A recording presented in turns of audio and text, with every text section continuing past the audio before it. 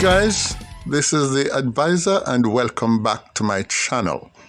Now I would like you to take a look at the screen and you're going to see 4 flags.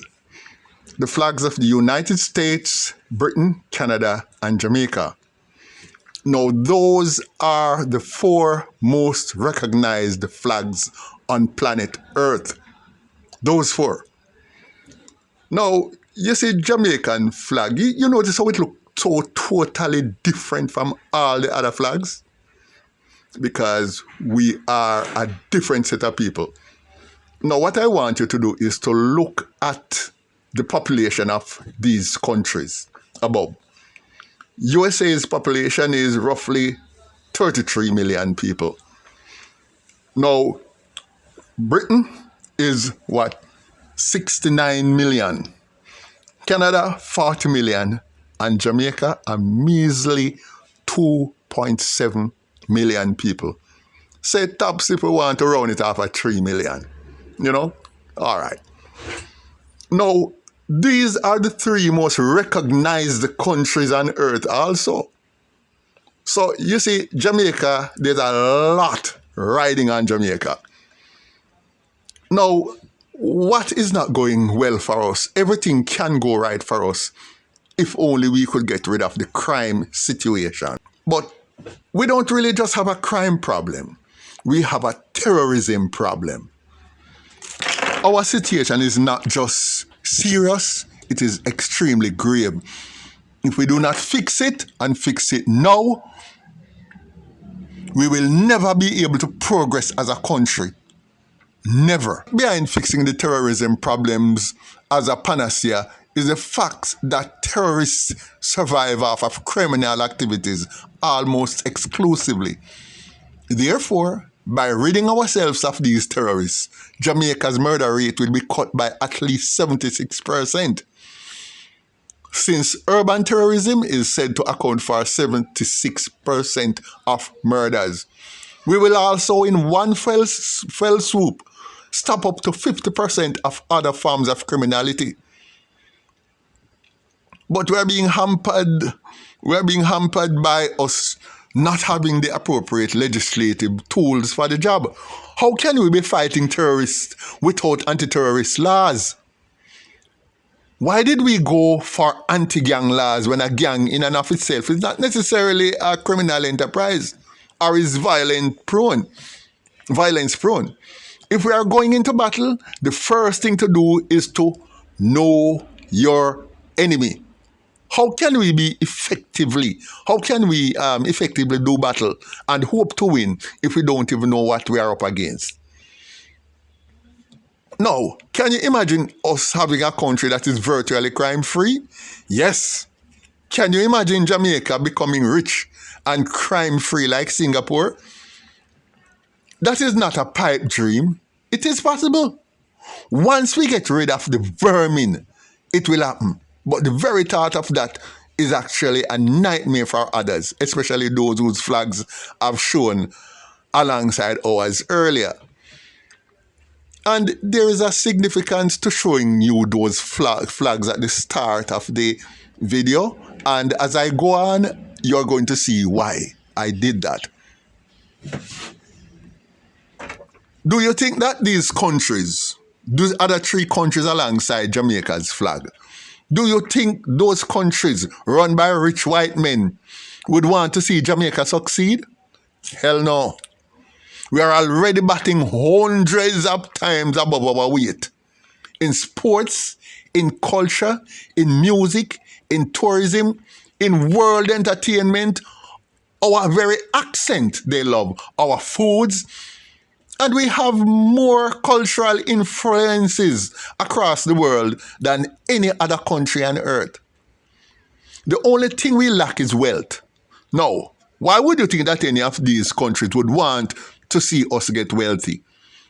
If we got wealthy, then we would rule the world in every way except militarily. So, first world countries, those 3 in particular, and don't leave out in most of the EU countries, like France and Spain and so on. But let's deal with these 3. They are the most significant ones.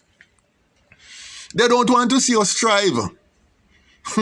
Don't get me wrong. They don't want to see us fail either, you know. They don't want to see us fail because our failure would see them having to spend too much money trying to fix us. And too many of us will be flocking to their country. What they are doing is to keep us in a state of limbo.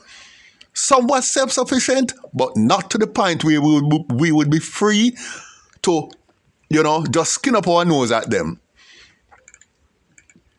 And for them, it's not really about hegemonism. It is about national pride.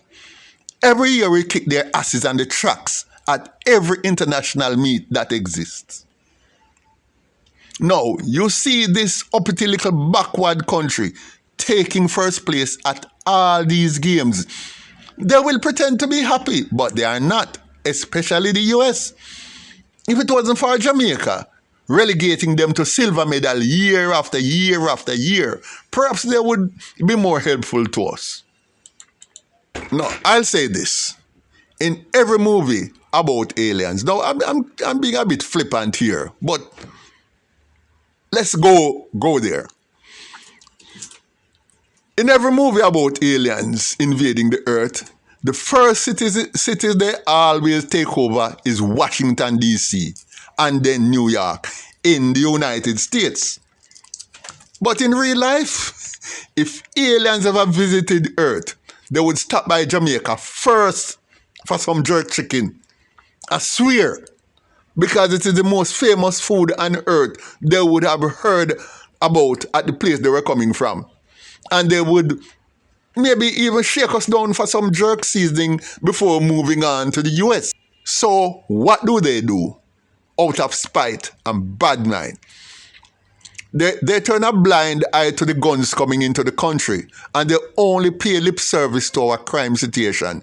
In other words, it is vital to the international policy of the three countries above, particularly the United States, that we remain on the brink of poverty.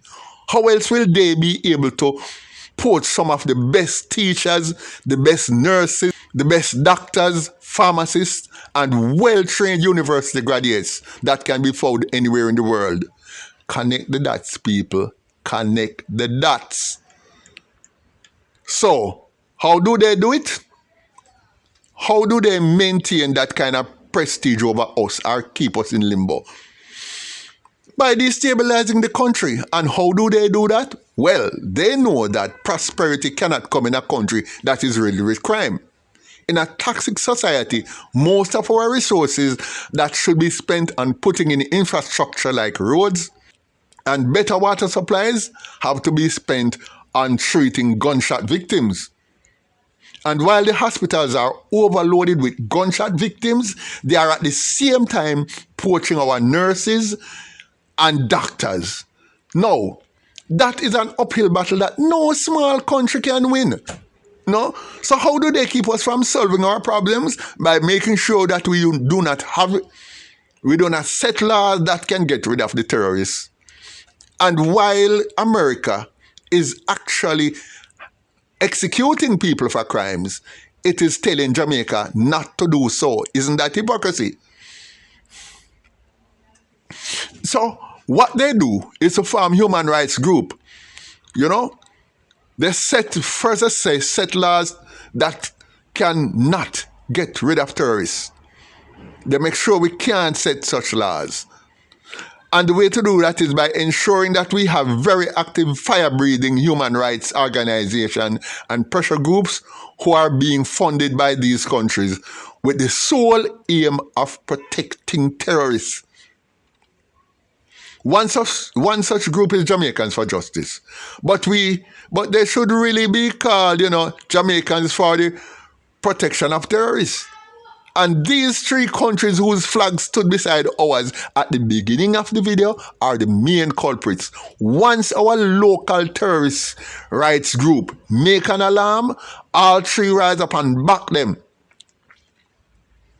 It is controlled chaos, because if the terrorism get too heavy, they will provide the government with enough assistance to quell it down to a manageable level that they want. But they don't want to get rid of it. That's to keep us destabilized. But let's take a look at these three countries. Let's take the United States. Are they really fans of human rights? Yes, as long as those breaches does not take place on US soil. But if they were to examine human rights record internationally, we would see a different picture. Now, I'm going to give one example. I have several I have over 300 examples to do with the United States. And I'm going to give just one which is internationally known and what the whole world knows about. Now, have any of you ever heard of the Atlacatl Battalion? Well, the Atlacatl Battalion was a rapid deployment infantry battalion specially trained for counter-insurgency warfare by the United States. And this was done in a country called El Salvador. Now, and you know that this was in the 1980s, and this was at the height of the Cold War between the USSR and the United States, NATO on the one hand, and Warsaw Pact countries on the other, the communists against the capitalists. Anyway, on December 11th, 1981, the battalion entered a small rural village called El Mozote. It had a population of around 180 people. Well, considered to be a little under 200. The soldiers corralled the residents in their homes overnight, telling them that they were, to just go inside and stay inside. They also visited outlying communities and told the residents to come to El Mozote for protection. Otherwise, their security could not be guaranteed because they would be doing some counter-insurgency operations in the area, and people might get mistaken for the guerrillas and be shot. So they said to be on the safe side, all of you in the outlying areas, come to El Mozote and you will be protected and just stay in your house because we're starting the operation tonight or early next morning. This was on December 11th, 1981.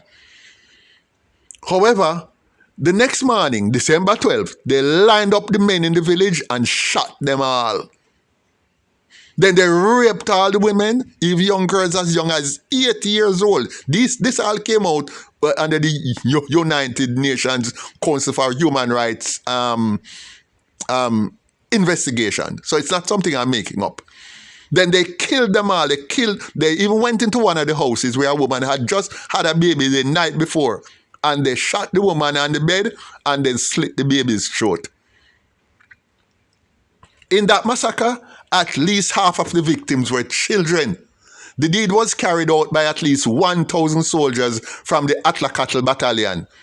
Remember, this is a battalion that was trained and armed and equipped and paid for. The salaries of them, those soldiers were paid not by the Salvadorian government, but by the United States. It is said that between 280 and 350 people died in this massacre. They also burnt down everything in the village. The only thing left standing was the church because it was made of concrete, and it was done just to send a message to warn the residents of other villages not to support the guerrillas. So you massacre these people just to send a message to other villagers not to give the guerrillas no food or give them any support. Yes, so this was one of their activities, this was clear terror. This was clear terror. Now, the only other similar event by any army in history was what Hitler did in the village of Lidice. Now, Lidice is a Serbo-Croat word, but it's pronounced it's spelled L-I-D-I-C-E. L-I-D-I-C-E. Look it up. Lidice. It was a village in what was then Czechoslovakia during World War II. Google it, please. Knowledge is power.